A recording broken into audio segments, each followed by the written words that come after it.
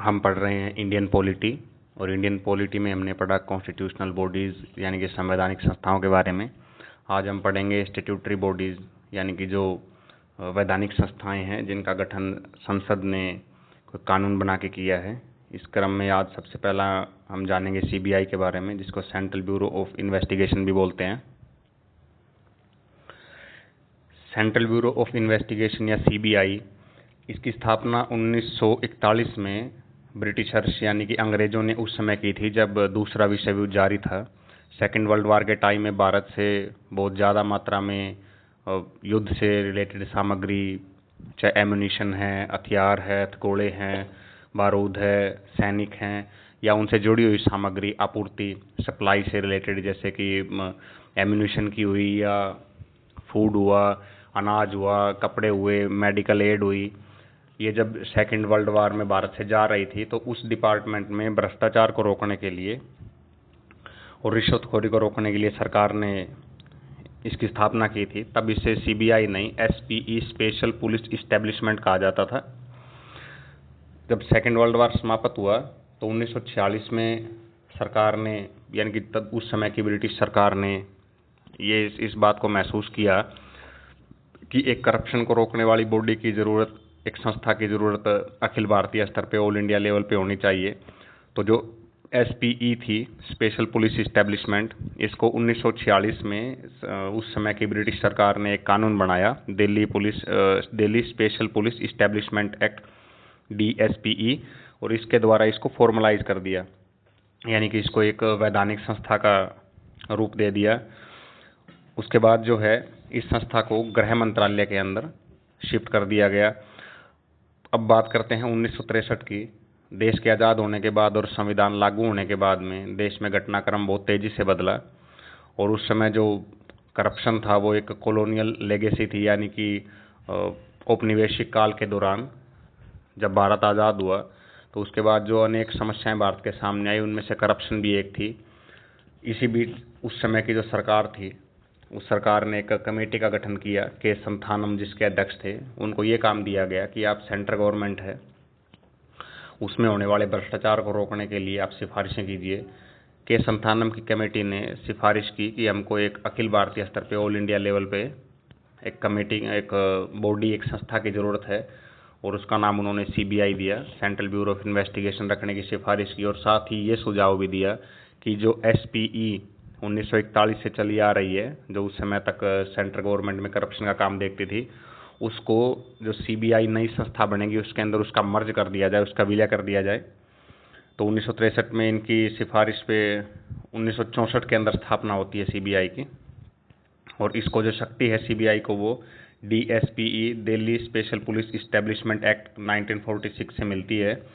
ये केंद्र सरकार की मुख्य इन्वेस्टिगेशन यानी कि अनुसंधान करने की एक संस्था है, और मुख्य कार्य है, जैसा हमने देखा कि संथानम कमेटी की सिफारिश के अनुसार सेंट्रल गवर्नमेंट में भ्रष्टाचार को रोकना इसका काम है।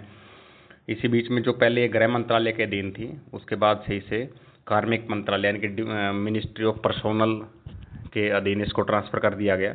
अब ये वहाँ पे एक अटैच्ड बॉडी है। अब बात करते हैं इसके विज़न की। तो इसका विज़न जो है, जब 1963 में इसकी स्थापना की सिफारिश की गई थी तो उसमें मुख्य काम ये था इसका कि आप जो सेंट्रल गवर्नमेंट से रिलेटेड जो भी सर्विसेज है, सेवाएं हैं, कर्मचारियों में भ्रष्टाचार के रोकने की सिफारिशें करेंगे या उसका क्रियान्वयन देखेंगे। लेकिन जैसे जैसे राष्ट्रीयकरण हुआ और केंद्रीयकरण की प्रवृत्ति बढ़ती गई तो सरकार के काम भी बढ़े, तो धीरे धीरे सीबीआई के कामों का विस्तार किया गया। अब बात करते हैं विज़न की कि दृष्टि क्या है, क्या लक्ष्य है सीबीआई का। सीबीआई का मुख्य लक्ष्य है कि जो सार्वजनिक जीवन है, पब्लिक लाइफ में हो रहे भ्रष्टाचार को रोकना। उसके अलावा आर्थिक अपराध हुए जो पैसे से रिलेटेड, वित्त से जुड़े हुए जो अपराध है, जैसे उसमें चाहे नीरव मोदी का स्कैम हो या सत्यम घोटाला हो इत्यादि जो भी स्कैम हैं उनसे, और हिंसक अपराध जो भी वायलेंस से रिलेटेड क्राइम है जिसमें जान माल की क्षति है, प्रॉपर्टी का नुकसान है, उन अपराधों के मामले में इन्वेस्टिगेट करना, और उसके बाद इन्वेस्टिगेशन के बाद जो अपना पक्ष है इन्वेस्टिगेटिंग रिपोर्ट को प्रोसिक्यूट करना, यानी कि अभियोजन दायर करना। कुल मिला के सीबीआई का काम किसी मामले को इन्वेस्टिगेट करने से लेके दोषी को अदालत में सज़ा दिलाने तक है, जिसके लिए सीबीआई की खुद की स्पेशल कोर्ट्स भी है, जो हम आगे देखेंगे। दूसरा है, जैसे जैसे समय बढ़ रहा है तो टेक्नोलॉजी एडवांस हो रही है, और वर्तमान जो समय है वो इंफॉर्मेशन एंड टेक्नोलॉजी, सूचना और प्रौद्योगिकी का युग है। ऐसे समय में जो साइबर और आई टेक्नोलॉजी से रिलेटेड जो भी अपराध हैं, उनसे लड़ने के लिए भी सीबीआई का विज़न है। तीसरा, सीबीआई जो है राज्य पुलिस से भ्रष्टाचार व अन्य जो भी जुड़े हुए अपराध हैं उसके बारे में समन्वय स्थापित करती है, यानी कि उनसे सूचनाएं साझा करती है, उनको समय आवश्यकता पड़ने पर मदद करती है, और अंतर्राष्ट्रीय सहयोग, यानी कि अंतर्राष्ट्रीय जुड़े हुए जो भी अपराधी हैं या सूचनाएं हैं, अंतर्राष्ट्रीय संस्थाओं से सहयोग करती हैं। और भारत के अंदर जो इंटरपोल है, इंटरपोल से बातचीत करने के लिए या संपर्क साधने के लिए ये डेजिग्नेटेड इकाई है। तीसरा है, संगठित अपराध से मुकाबला, ऑर्गेनाइज क्राइम को टैकल करने के लिए सीबीआई प्रतिबद्ध है। ऑर्गेनाइज क्राइम वो है जिसमें 3 या 3 से अधिक लोग कोई एक खास लक्ष्य के लिए कुछ लिमिटेड या पीरियड टाइम के लिए जो काम करते हैं उसको ऑर्गेनाइज क्राइम बोलते हैं। तीसरा है, मानवाधिकार, कला और विरासत से जुड़े हुए हितों के मामलों की अनुसंधान करना और उस पर निगरानी रखना। मानवाधिकार में जुड़े हुए मानव तस्करी आ गई, या मानव के जो अंग है उसकी तस्करी हुई, देह व्यापार हुआ। और कला और विरासत के मामले में हम बोल सकते हैं कि जिस प्रकार जो कला और विरासत की अमूल्य वस्तुएं हैं जो हमारी विरासत का भाग हैं, जैसे कि कोई किसी मंदिर से प्राप्त हुई मूर्ति हुई, कोई सिक्के हुए इत्यादि, इनकी तस्करी या उन पर रोकथाम लगाना और इनकी विरासत के अंदर जो है उसको सहेज के रखना। बात करते हैं संरचना की, जो स्ट्रक्चर कैसा है सीबीआई का। सीबीआई को हेड करने के लिए, यानी कि सीबीआई के जो प्रमुख है वो डायरेक्टर होते हैं, उनको डायरेक्टर कहा जाता है, और 2 साल की टर्म के लिए उनकी अपॉइंटमेंट होती है। और जो डायरेक्टर है वो आईजी, यानी कि इंस्पेक्टर जनरल ऑफ पुलिस से कम नहीं होंगे, ये आईपीएस सेवा से लिए जाते हैं। इसके अलावा जो लोकपाल का आयोग कानून बना है 2013 में, उसके अंदर ये प्रोविज़न किया गया है कि करप्शन से जुड़े हुए जो भी मामले हैं, यानी कि करप्शन से जुड़े हुए मामलों की जांच के लिए जो लोकपाल जो भी केसेस सीबीआई को रेफर करेगा, उन केसेस की इन्वेस्टिगेशन करने के लिए सीबीआई के अंदर एक डायरेक्टरेट ऑफ इन्वेस्टिगेशन होना ज़रूरी है। इसके अलावा सीवीसी, यानी कि जो सेंट्रल विजिलेंस कमीशन है, केंद्रीय सतर्कता आयोग है, वो भी प्रिवेंशन ऑफ करप्शन एक्ट के तहत जिन मामलों को सीबीआई के पास भेजता है, सीबीआई उन मामलों को भी देखती है। अब बात करते हैं अपॉइंटमेंट की। जो डायरेक्टर है सीबीआई के, उनको एक कमेटी के द्वारा अपॉइंट किया जाता है, और वो कमेटी जो है, उस कमेटी के अंदर प्रधानमंत्री होते हैं जो कि उस कमेटी के हेड होते हैं। इसके अलावा इसमें विपक्ष के लोकसभा में विपक्ष के नेता होते हैं, जैसे कि अभी राहुल गांधी है, और उसके अंदर तीसरे पर्सन जो है वो या तो भारत के मुख्य न्यायाधीश चीफ जस्टिस ऑफ इंडिया होंगे, या फिर अगर चीफ जस्टिस ऑफ इंडिया नहीं है तो चीफ जस्टिस ऑफ इंडिया जिस भी सुप्रीम कोर्ट के जज को अपनी जगह नामित करेंगे वो पर्सन शामिल होगा। तो 3 लोगों की कमेटी होगी। उसके बाद में ये प्रोविज़न जोड़ा गया कि अगर लोकसभा में विपक्षी दल का नेता नहीं है तो जो विपक्ष के दल का सबसे बड़ा नेता है उसको शामिल किया जाएगा। हम लोग समझते हैं कि विपक्षी दल का नेता है कौन। संविधान के तहत कानून ये बोलता है कि लोकसभा की 10% सीटें, यानी कि जिसके पास 50 एमपी कम से कम हैं, उसको लोकसभा का नेता माना जाएगा। और अगर 50 से कम नहीं है तो वो लोकसभा के विपक्ष का नेता नहीं माना जाता है। तो इन केस अगर कोई डेजिग्नेटेड लीडर ऑफ ओपोजिशन नहीं है तो ऐसे मामले में उस नेता को शामिल किया जाएगा विपक्ष के नेता के तौर पे, जो कि विपक्ष में सबसे बड़ी पार्टी है। इसके अलावा सीबीआई के अंदर सुपरिटेंडेंट ऑफ पुलिस, यानी कि एसपी या उससे ऊपर लेवल के जो भी अधिकारी नियुक्त किए जाते हैं, यानी कि जो प्रतिनियुक्ति के ऊपर आते हैं, उनको एक कमेटी के द्वारा रिकमेंड किया जाता है। और इस कमेटी के अंदर जो अध्यक्ष है वो चीफ विजिलेंस कमीशन, यानी कि मुख्य सतर्कता आयुक्त, 2 वीसी विजिलेंस कमिश्नर, 2 सतर्कता आयुक्त, गृह मंत्रालय और कार्मिक विभाग जो है, यानी कि मिनिस्ट्री के सेक्रेटरी और मिनिस्ट्री ऑफ पर्सोनल जो है, कार्मिक विभाग मंत्रालय के सेक्रेटरी होते हैं, वो लोग सीबीआई के अंदर एसपी या उससे ऊपर रैंक के अधिकारी को अपॉइंट करते हैं। बात करते हैं, जैसा हमने पहले बात किया कि लोकपाल कानून जो 2013 में आया है, उसमें करप्शन से रिलेटेड केसेस जो भी लोकपाल सीबीआई को ट्रांसफ़र करेगा, उन केसेस को देखने के लिए सीबीआई में एक प्रोसिक्यूशन बोर्ड होगा और इसको डायरेक्टर के द्वारा ऐड किया जाएगा। प्रोसिक्यूशन बोर्ड को डायरेक्टर के द्वारा ऐड किया जाएगा और जो डायरेक्टर है, निदेशक है, वो भारत के अंदर जॉइंट सेक्रेटरी से कम लेवल का अधिकारी नहीं हो सकता और ये सीबीआई के डायरेक्शन में काम करता है। जिस प्रकार जो सीबीआई के डायरेक्टर हैं, उनकी भांति जो डायरेक्टर ऑफ प्रोसिक्यूशन हैं, वो भी 2 साल के लिए नियुक्त किए जाते हैं और मुख्य सतर्कता आयोग की अनुशंसा पर केंद्र सरकार इन्हें अपॉइंट करती हैं। बात करते हैं काम की। सीबीआई के मुख्य काम जो है वो सेंट्रल गवर्नमेंट के जो भी एम्प्लॉयज़ हैं, कर्मचारी हैं जो केंद्रीय सरकार की सेवाओं में हैं, उनके करप्शन से रिलेटेड जो भी काम है उनको देखती है और उनसे मामले में जो भी शिकायत सीबीआई को मिलती है उसके बारे में इन्वेस्टिगेशन करती है और इन्वेस्टिगेशन करने के बाद में प्रोसिक्यूशन यानी कि अभियोजन फाइल करती है कोर्ट के अंदर, ताकि उनको सज़ा मिल सके। दूसरा, जो भी आर्थिक कानून है, इकोनॉमिक ऑफेंस, जैसा हमने विजन में पढ़ा था, आर्थिक अपराध से जो भी जुड़े हुए घटनाएं हैं उसके बारे में जब सरकार इनको कार्य सौंपती है तो ये उस पर इन्वेस्टिगेट करते हैं। भ्रष्टाचार के केस में जो भी अंतर्राज्यीय समन्वय बनाना सीबीआई का काम है, इनके करप्शन से रिलेटेड जो भी केस है उसमें सीबीआई सेंट्रल गवर्नमेंट के साथ साथ जो स्टेट गवर्नमेंट की इन्वेस्टिगेटिंग एजेंसीज है, स्टेट गवर्नमेंट की पुलिस है, उसके साथ कोऑर्डिनेशन बना के रखती है। अपराध से जुड़े हुए यानी कि अपराध जो भ्रष्टाचार है, आर्थिक अपराध है या ऑर्गेनाइज क्राइम है, उससे जुड़े हुए जो भी डेटा है उसको प्रिजर्व करती है और उस डेटा का प्रचार प्रसार करती है, डिसेमिनेट करती है, ताकि इसके लिए लोगों में सतर्कता फैलाई जा सके और जो अन्य एजेंसियां हैं वो इसके बारे में सतर्क हो। राज्य पुलिस जब अनुरोध करती है, रिक्वेस्ट करती है किसी मामले में इन्वेस्टिगेशन के लिए, तो वो काम सीबीआई अपने हाथ में लेती है, यानी कि तब सीबीआई उस केस को इन्वेस्टिगेट करती है। जैसा कि अभी हरियाणा में जो एक लड़की के मर्डर से रिलेटेड जो प्रोटेस्ट चल रहा था, उसमें जब हरियाणा सरकार ने रिक्वेस्ट किया सीबीआई को, तो सीबीआई अब उस मामले को इन्वेस्टिगेट करेगी। इसके अलावा हाई कोर्ट या सुप्रीम कोर्ट जो भी मामलों को निर्देश देता है सीबीआई को कि आप इन मामलों को देखो, तो हाई कोर्ट और सुप्रीम कोर्ट के द्वारा जो निर्देशित किए गए मामले हैं उनको भी सीबीआई इन्वेस्टिगेट करती है। इंटरपोल यानी कि इंटरनेशनल पुलिस के नेशनल सेंट्रल ब्यूरो के तौर पे सीबीआई काम करती है।